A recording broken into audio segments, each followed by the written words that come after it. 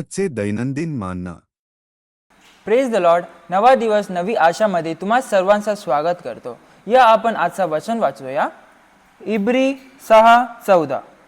तू म्हणाला, मी तुला भरपूर आशीर्वाद देईनच आणि मी तुझ्या वंशजांना महान रीतीने बहुगुणित करीनच करीन. हालेलुया. आपण या वचनामध्ये काय बघत आहोत की मी तुला तुझ्या वंशजांना, परमेश्वर बोलतोय की मी तुझ्या वंशजांना आशीर्वादित करील.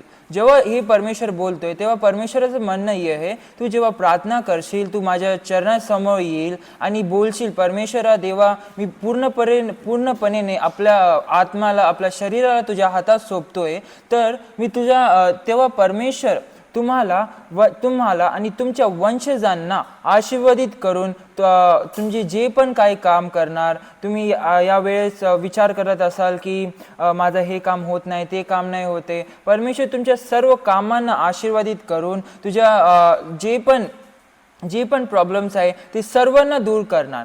तुझ्याही नाही, तुझ्या सर्व वंशांना, म्हणजेच तुझ्या मुलांना, त्यांच्या मुलांना आणि त्यांच्याही मुलांना परमेश्वर आशीर्वादित करून त्यांच्या सर्व दुःखांना, जे पण त्यांच्या लाईफमध्ये काय पण प्रॉब्लेम असतील ते त्या सर्व प्रॉब्लेम्सला त्यांना सर्व पूर्णपणे ते विनाश करून टाकणार. परमेश्वर आज तुम्हाला बोलतोय की माझ्या पुढे तू गुडघे टेक आणि प्रार्थना कर आणि बोल, माझ्या विषयी माझ्या समोर माग, मी तुला सर्व काही देईल. परमेश्वर तुम्हाला बोलतोय की मी तुला आणि तुझ्या वंशाला महान रीतीने, परमेश्वर हे नाही बोलतोय की मी तुझ्या वंशांना बरोबर ठेवशील, मी तुझ्या वंशाला ठीक ठेवशील. परमेश्वर बोलतोय मी तुझ्या वंशांना महान रीतीने बहुगुणित करील. परमेश्वर बोलतोय मी तुझ्यासोबत राहून, मी जेव्हा तुझ्यासोबत असेल तेव्हा परमेश्वर बोलतोय की मी तुझ्या वंशांना बहुगुणित करून तुझ्या सर्व कामांना आशीर्वादित करून ते परमेश्वर आशीष करेल.